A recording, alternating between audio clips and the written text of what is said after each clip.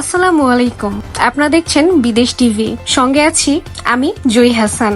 আজকের বিশেষ প্রতিবেদনে তুলে ধরব সংযুক্ত আরব আমিরাতে বসবাসরত বাংলাদেশি প্রবাসীদের একটি গুরুত্বপূর্ণ অনুরোধ, যা সরাসরি যুক্ত বাংলাদেশি শ্রমিকদের ভবিষ্যৎ উন্নয়ন এবং দেশের অর্থনীতির সঙ্গে।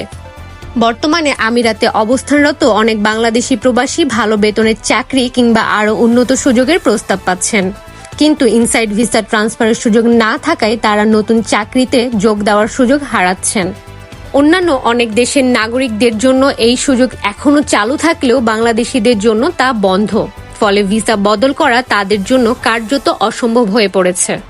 একজন প্রবাসী যদি বেশি বেতনের চাকরিতে যেতে পারেন তাহলে তার আয়ের উন্নতি হয়, আর সেই বাড়তি আয় থেকেই দেশে পাঠানো রেমিটেন্স বাড়ে। অর্থাৎ একটি ভালো চাকরির সুযোগ শুধু একজন মানুষের নয়, তার পরিবার এবং বাংলাদেশের অর্থনীতির জন্য গুরুত্বপূর্ণ।